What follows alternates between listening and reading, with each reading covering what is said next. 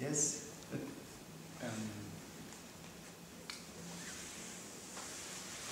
I just wanted to. You said that compassion should be empowering, and I want to ask how that relates. For example, when you practice in a way that you. They said the teacher manifests as the situation to guide you to understanding and realization. And I find that when I take on that view, it's very easy to feel disempowered for myself, because I can think all the Lama is kind of generating all these situations that I'm coming in anyway, and I understand what you're saying. Yeah. Yes. And so I think you see, this is really the irony of many of Mahayana Buddhist practices, is that on the one hand you're supposed to see the Lama or the teacher having enormous power and all of that. But on the other hand, at the same time, you're supposed to think that it is your perception of the Lama that creates the reality, more so than the Lama or the teacher. Yeah.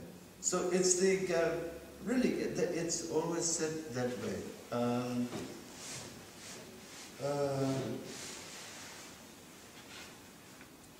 We even tell stories about different things like relics and whatnot. I may be sort of wandering off a little bit, but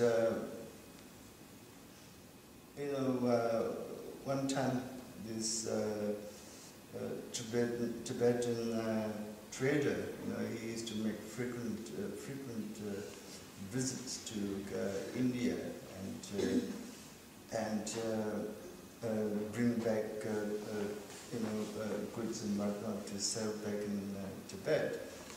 And his wife,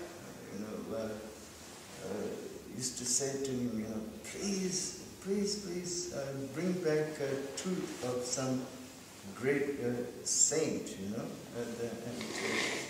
then I would be so happy if you could do that. And every time when he went, he forgot. So then, even the last time he forgets, and one day, on his way back on his horse, he looks over and he sees this carcass of a dog. So he extracts the tooth from the dog and he wraps it up in nice silk and puts it in a beautiful box and takes it home and gives it to his wife, and she was like overwhelmed. She was so happy, and then she started to pray. It is pray every day to this.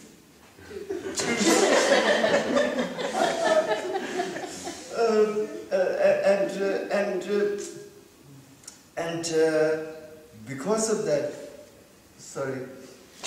that, she became transformed. She thought she was receiving blessing from this saint.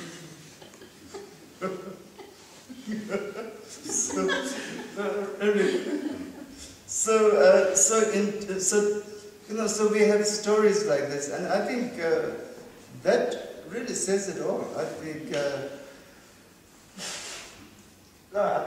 we also say that if you see the teacher as a Buddha, is the Buddha. If he is seen as a Bodhisattva, is a Bodhisattva. If you see the teacher as an ordinary person, then that person isn't.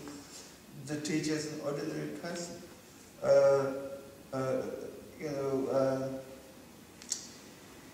Even in our Buddhist ritual practices, if you're familiar with them, for instance, there's a bathing ceremony that we do for the Buddhas, and we say, the Buddha is clear. What we do is not to cleanse you, but to cleanse ourselves. So perception, in other words, perception is everything. So it's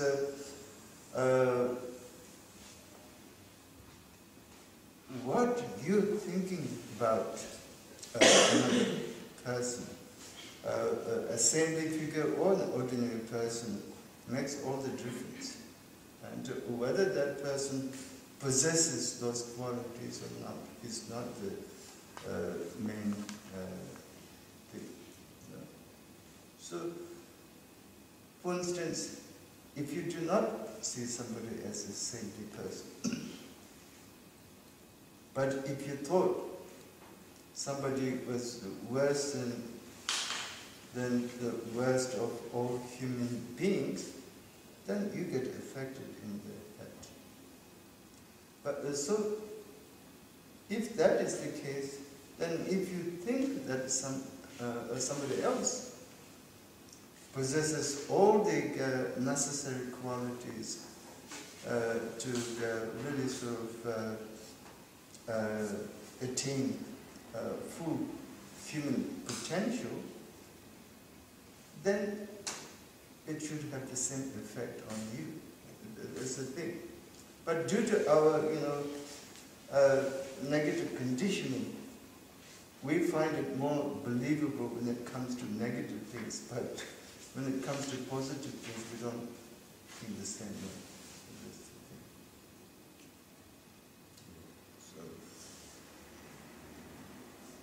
thing. But we know that to be true. So, yes, so, so if, so what I'm trying to say, I know I gave you a wrong answer, but,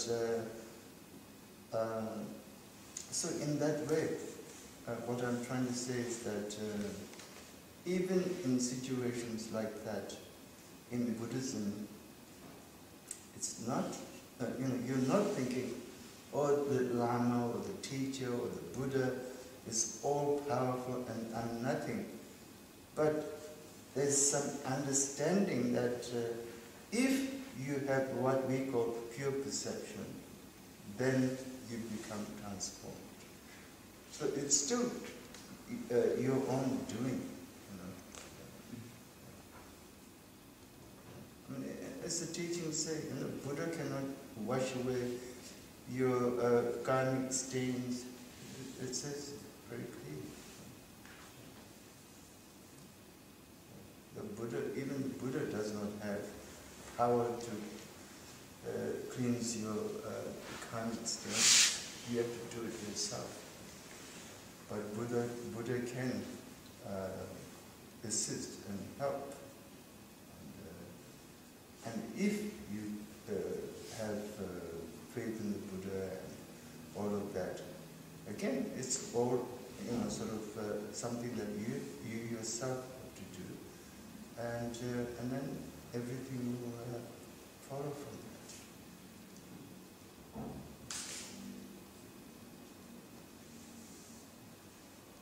Is there still a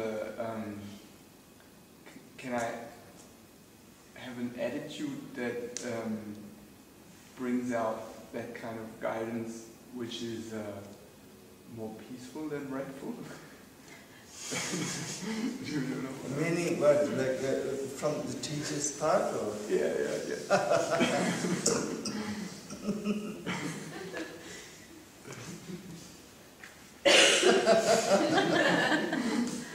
mean, I think you can learn. Well, I mean, it depends on the teacher, of course, you know, I think.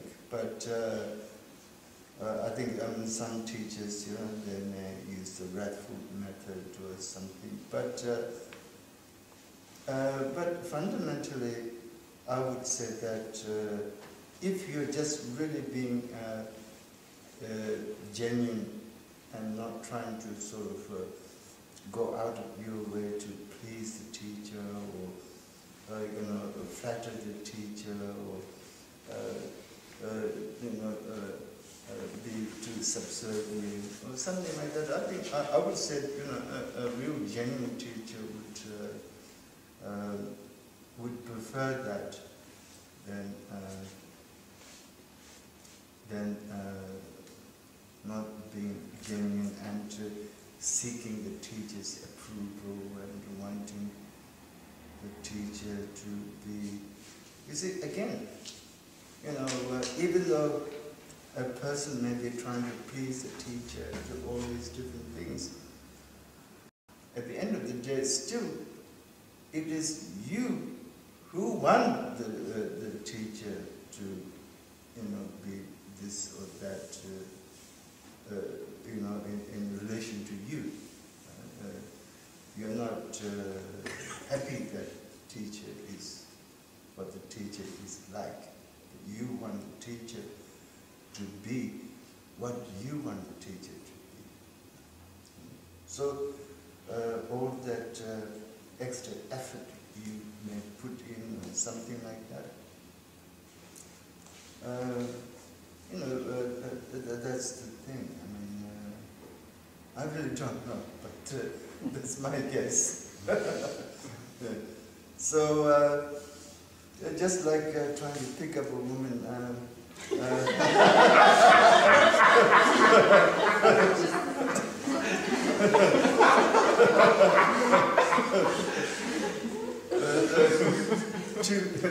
putting too much effort, you know,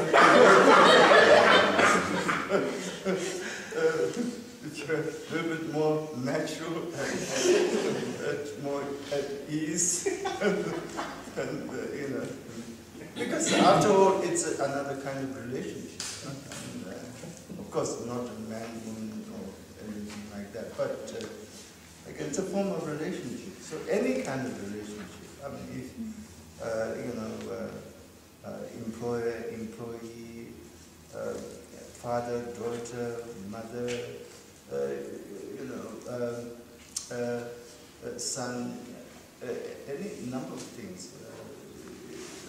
Just, you know, relaxing and not sort of complicating things, and in some ways, you know, sort of, as they say, I mean, it's almost a cliche these days, but going with the flow and just work with how things are unfolding, and not to have sort of strict agenda, not to have a lot of pre-plan.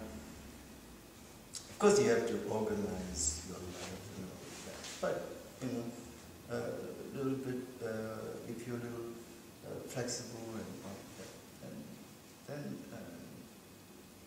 it's always easier. And I'm sure even in spiritual context, it's like that. I would think, but I don't know. I know nothing.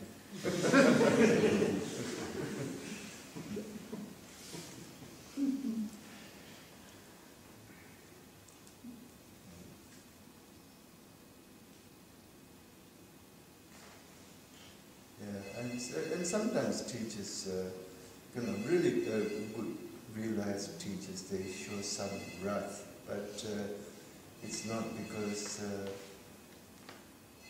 you've done something wrong.